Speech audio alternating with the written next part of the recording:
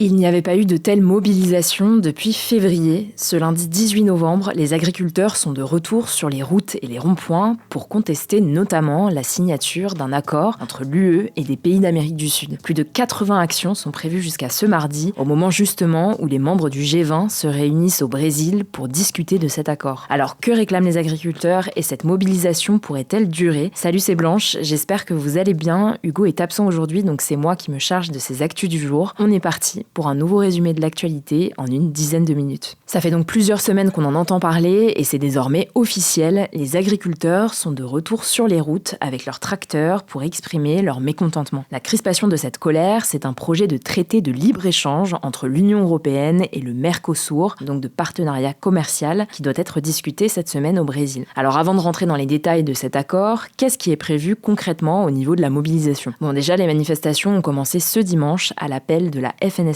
le principal syndicat agricole, mais aussi des jeunes agriculteurs, un autre syndicat. Dans le Vaucluse à Avignon, une centaine d'agriculteurs a commencé à bloquer un pont baptisé Pont de l'Europe, avec une portée donc assez symbolique. Selon le président de la FNSEA, Arnaud Rousseau, qui était interrogé sur BFM TV ce dimanche, 82 actions au total ont été recensées. Elles ont surtout lieu dans les préfectures et sous-préfectures pour attirer l'attention des autorités et plus précisément sur les avenues et les ronds-points baptisés de l'Europe. En région parisienne, environ 150 personnes se sont rendues près de la base aérienne de Villacoublay et ont bloqué la N118 à Vélizy-Villacoublay. Une soixantaine d'entre eux ont passé la nuit dans leur tracteur sur place. Là encore, le lieu est symbolique. C'est depuis la base aérienne de Villacoublay qu'Emmanuel Macron a pris un avion ce samedi pour se rendre en Argentine avant d'arriver à Rio de Janeiro au Brésil, ville qui accueillera le G20 cette semaine. Le G20, c'est un forum international qui regroupe les 19 plus grandes économies mondiales ainsi que l'Union européenne. Enfin, pour terminer avec la mobilisation, les syndicats de la coordination rurale et de la confédération paysanne, moins présents dans les médias, se mobilisent eux aussi pour dénoncer ce projet de traité. En tout cas, la coordination rurale, connue pour être plus radicale que les autres syndicats, a promis, je cite, une révolte agricole à compter de ce mardi 19 novembre. On suivra ça. De son côté, le ministre de l'Intérieur, Bruno Retailleau, a posé certaines limites. Pas d'atteinte aux biens, pas d'atteinte aux personnes et pas de blocage durable. Il a ajouté qu'il n'hésiterait pas à mobiliser les forces de l'ordre pour rétablir la circulation. Mais donc, c'est quoi cet accord qui met le feu aux poudres ? Bon, je vous préviens, il faut rester accroché, mais je vais essayer de tout vous expliquer le plus simplement possible. C'est un accord de libre-échange entre le Mercosur, qui regroupe le Brésil, l'Argentine, le Paraguay et l'Uruguay, et l'Union européenne. Cet accord, il vise à dynamiser les échanges économiques et renforcer les liens entre deux des plus grandes zones commerciales du monde, en créant donc la plus grande zone de libre-échange de la planète, avec un marché englobant 780 millions de personnes. L'idée, pour faire simple, c'est de réduire, voire supprimer les droits de douane sur une grande partie des produits exportés de l'UE vers le Mercosur. En retour, les pays du Mercosur pourraient exporter des produits agricoles et alimentaires comme la viande, le sucre ou encore le riz. Concrètement, ça veut donc dire que les entreprises européennes pourraient plus facilement exporter des produits industriels et des services, notamment dans les domaines de l'automobile, de la chimie ou encore de la pharmacie. On entend d'ailleurs beaucoup le surnom viande contre voiture pour parler de l'accord, ce qui résume plutôt bien la situation. Ce qu'il faut savoir, c'est que cet accord, il n'est pas nouveau. En fait, il est négocié depuis 1999 sous l'impulsion de la Commission européenne, l'une des instances de l'UE. Il a finalement été conclu en juin 2019, mais il n'a pas encore été ratifié en raison de préoccupations politiques, environnementales et sociales. Et justement, c'est le cœur de la colère des agriculteurs. Certaines normes sanitaires et environnementales qui sont imposées aux agriculteurs ne sont pas les mêmes au sein des pays de l'UE et au sein des pays du Mercosur. Ces normes, ça peut être par exemple les règles sur l'usage des antibiotiques, des farines animales, des OGM ou encore du bien-être animal. Alors il faut savoir que le projet d'accord entre l'UE et le Mercosur stipule officiellement que les agriculteurs sud-américains doivent respecter les normes européennes pour pouvoir exporter leurs produits vers l'Europe. Le truc, c'est que ce principe se heurte à deux limites majeures. La première, c'est l'absence de ce qu'on appelle des clauses miroirs. En gros, l'Union européenne n'a pas inclus dans le projet de traité des dispositions qui garantissent l'application exacte de ces règles aux producteurs sud-américains, ce qui rend difficile l'imposition de normes identiques. La deuxième limite, c'est le manque de contrôle efficace. En pratique, vérifier à l'importation le respect des normes sanitaires reste compliqué pour les Européens. Par exemple, des pratiques comme l'utilisation d'antibiotiques ou de farine animale sont difficilement détectables à la douane. Le respect des normes repose donc sur la fiabilité des contrôles effectués par les producteurs eux-mêmes. Or, selon un audit récent de la Commission européenne, le Brésil ne pouvait pas garantir que sa viande rouge exportée vers l'Europe ne contenait pas d'hormones de croissance, qui sont pourtant interdites dans l'UE. Et puis les éleveurs craignent aussi une concurrence déloyale avec la viande brésilienne, par exemple, qui est beaucoup moins moins cher, car justement les normes environnementales et sanitaires sont moins strictes au Brésil. Pour vous donner une idée, l'accord prévoit 160 000 tonnes de bœuf que le Mercosur pourra exporter chaque année vers l'UE. Alors ça paraît pas énorme comme ça, mais c'est assez majeur quand on le compare à l'ensemble des importations en Europe qui s'élèvent à 340 000 tonnes. Enfin, il y a des inquiétudes environnementales. L'augmentation des quotas d'exportation de viande bovine vers l'Europe pourrait pousser certains pays à augmenter leur capacité de production, ce qui nécessiterait de déforester encore plus la forêt amazonienne pour créer des pâturages. À noter au passage que les agriculteurs ne sont pas les seuls à être contre cet accord. Dans les grands pays producteurs d'Europe comme l'Italie, l'Espagne, la Pologne, les Pays-Bas ou encore l'Allemagne, les organisations agricoles contestent aussi ce projet. Cependant, certains gouvernements, comme celui de l'Espagne, de l'Italie et du Portugal, poussent la Commission européenne à finaliser l'accord pour relancer la croissance européenne. Mais alors, que dit le gouvernement français ? Eh bien, il faut savoir que le Premier ministre Michel Barnier et le président Emmanuel Macron se sont prononcés contre ce traité. Emmanuel Macron a d'ailleurs réaffirmé ce dimanche à Buenos Aires,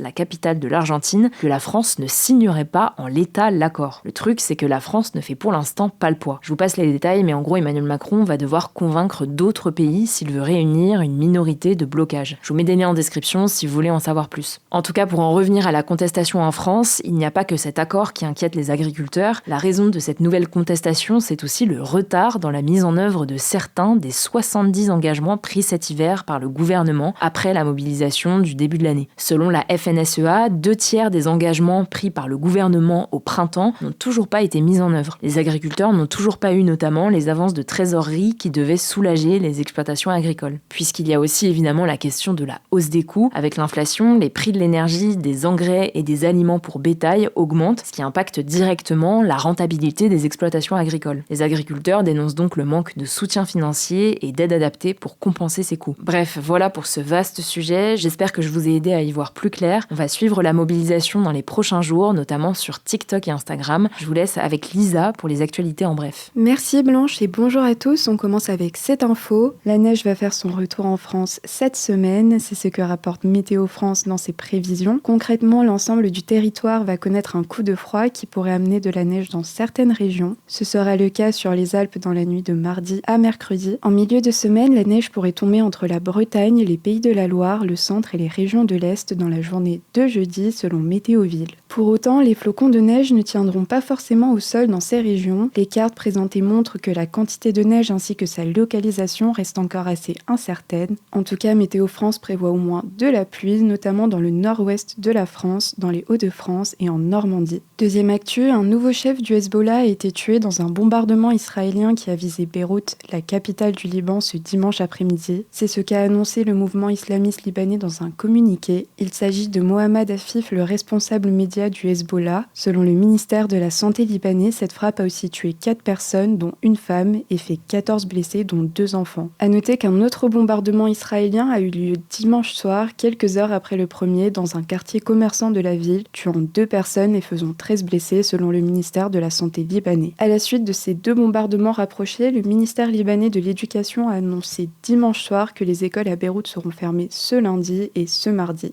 Troisième actu, pour la première fois depuis le début de l'invasion à grande échelle de l'Ukraine par la Russie, le président américain Joe Biden a autorisé l'armée ukrainienne à utiliser des missiles américains longue portée sur le sol russe. C'est ce qu'a déclaré un haut responsable américain à l'AFP ce dimanche. Alors il s'agit de missiles d'une très grande précision qui peuvent atteindre une cible à près de 300 km. Il s'agit donc d'un tournant important dans la politique américaine vis-à-vis de cette guerre. On vous en parlera plus en détail dans la vidéo de demain. Quatrième actu, à New Delhi, la capitale de l'Inde, la pollution atmosphérique a atteint un niveau plus de 60 fois supérieur au seuil maximal fixé par l'Organisation mondiale de la santé. C'est ce que révèlent les mesures effectuées par l'entreprise iCare ce lundi. En fait, chaque hiver, les 30 millions d'habitants de New Delhi sont confrontés à des pics de pollution qui sont notamment causés par les fumées toxiques des usines et du trafic routier. À noter que la pollution atmosphérique peut causer des maladies cardiovasculaires et respiratoires ainsi que des cancers du poumon selon l'OMS. Une étude publiée en juin dernier avait avait d'ailleurs révélé que la pollution de l'air était responsable de 11,5% de la mortalité à Delhi, soit 12 000 morts par an. En tout cas, la plupart des écoles de l'agglomération sont restées fermées ce lundi, les restrictions à la circulation ont été renforcées et le recours au télétravail est fortement recommandé dans la région, jusqu'à nouvel ordre. 5e actu, le plus grand dinosaure jamais présenté aux enchères s'est vendu à 4,7 millions d'euros ce samedi, au château de Dampierre-en-Yvelines, en Île-de-France. Découvert aux États-Unis en 2018, il s'agit d'un apatosaure qui a 150